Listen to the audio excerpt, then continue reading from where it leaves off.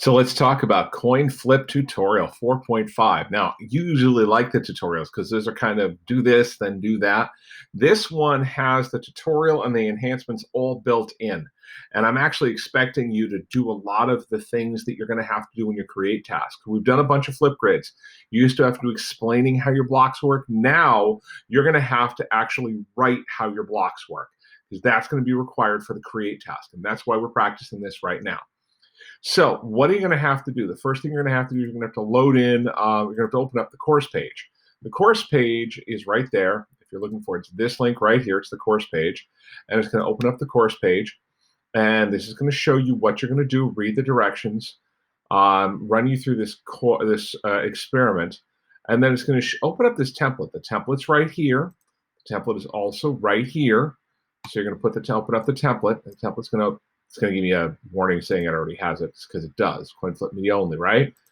And you're going to go in here and you're going to go project and you're going to make sure you do a save as, project save, project as, and CoinFlip, and then, give me part one. Actually, CoinFlip, and then change it all to part one.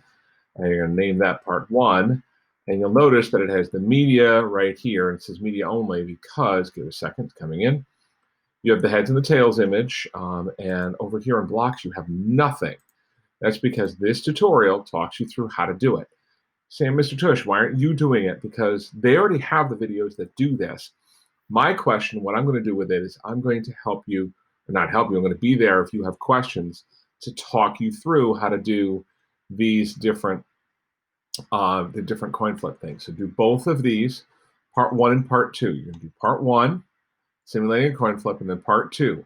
Once that's done, you have to go over to the reflection right in here, this document right in here, coin flip simulation. And you have to answer 3 questions. And when the tutorials are done, show your completed blocks for the tutorial. This is after part 2. You put it right in here. Then you have to do this modification and put in the algorithm and explain how it works. Then you're going to have to put in the next modification and do the algorithm and show how it works. You have to write how it works. And then finally the if then else, which they talk about, you have to put in the show the algorithm you added here and how does it work. Now wait a second, Mr. Tush, how am I going to download all those images? I'll show you how. I'm going to pull up on a different project that has a lot of data in it. I'll pull up Paypot. That's probably got some data in it right there, right? And you've already got some blocks in here, right? So if I wanted to download these as a block, I would go in here and I'd right click and it would say download blocks as image. And I'm going to download the blocks as image, which I'm going to put on my desktop, sample blocks, and I'm going to put it on my desktop for now. You should put it in a folder, all right? And then when you do, and it's time to pull it in, if I wanted to put my blocks here, I would put it in here, and I would say insert, image, upload from computer, and my sample blocks are right there. And what do you know? Puts it right in. Now, what about here? If I have to put in the sample algorithm, let's pretend for a second that this is the sample algorithm. It's not the right answer. But let's pretend that it is, all right? If I wanted to show just one part of it, I would actually insert the block that I wanted, upload from my computer, sample blocks, and put the whole thing in there. And then you see this little thing called the crop tool right here. And I would actually use the crop tool to crop down the image that I wanted right here, which is the one I told you about. These little handles, click off, and there we go. Now I have just the algorithm I added. Now these are obviously the wrong answers.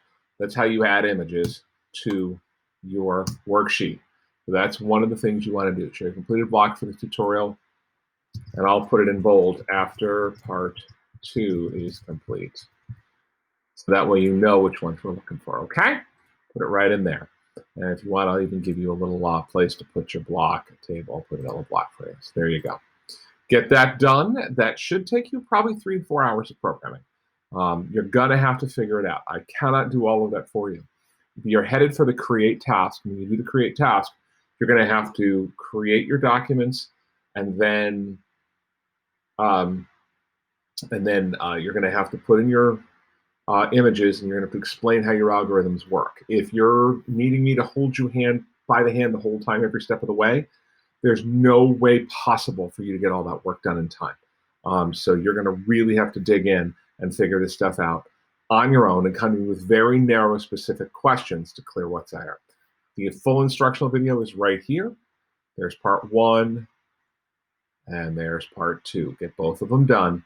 Good luck.